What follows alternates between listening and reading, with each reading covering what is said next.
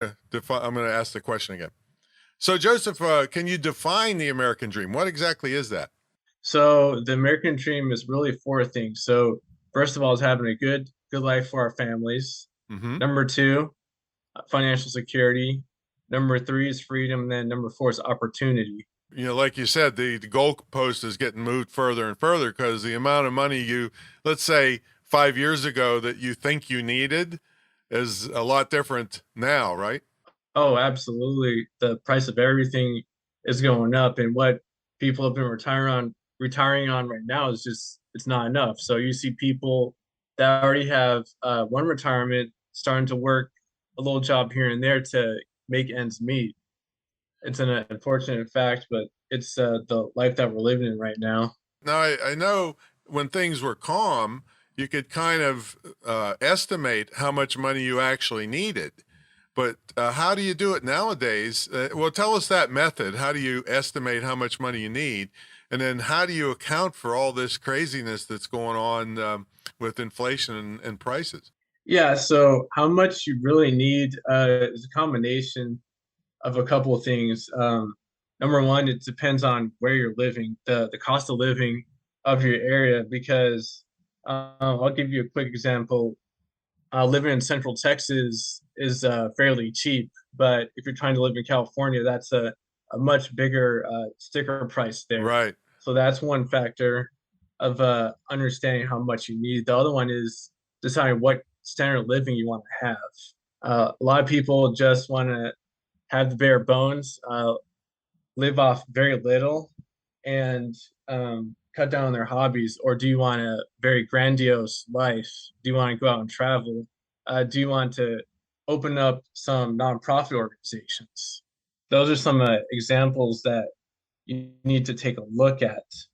Yeah, it seems like people are moving to try to help with this. Like people are like leaving California in droves because of the costs there.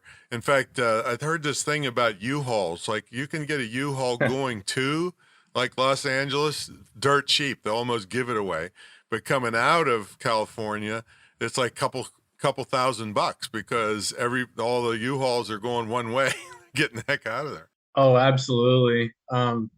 If you take a look at the demographics for Austin, a lot of people are leaving California in droves. Definitely see a lot of California license plates there. I just hope they don't bring all the craziness with them to ruin the the places in Texas. I mean, seriously, it seems kind of stupid to me. They leave something that's terrible, and then they want that terribleness in the new place that they go to. I mean, I don't see there's a lot of backlash by locals. Like, go back where you came from if you're trying to bring that crap to our nice place. Oh yeah. Now, in regard to making your money work for you, I know you talk about the rule of 72. What is that? So Rule 72 is a pretty easy to understand concept. It was actually designed by Albert Einstein. It's a mathematical formula, and he called it the eighth wonder of the world, the magic compound interest. But the way the Rule 72 works is 72 divided by the interest rate is a number of years it takes money to work for or against you. And I'll use one quick example. So let's say you're getting something at a 1% interest rate. So 72 divided by 1 is 72. So it would take 72 years for your Yikes. money to double once. Oh man. Yikes. Yikes. So where can you beat that? I mean, in regular savings accounts and money markets, I mean, you almost owe them to hold your money. It's so bad. Oh, yeah. So if you're keeping your money in the bank right now, you might, if you're really lucky, might be getting 1 or 2% of an interest rate. But on the same token, banks use Rule 72 against us. Right. They'll give you 1 or 2% in interest rate, and then they'll take your money and get returns 12, 15, 20%, and then they'll stick you with a car loan or credit card that is at 18, 20%. So it's pretty easy to see how the Rule 72 can work against you, and you definitely want to be on the winning side of the interest rates. And how do you do that?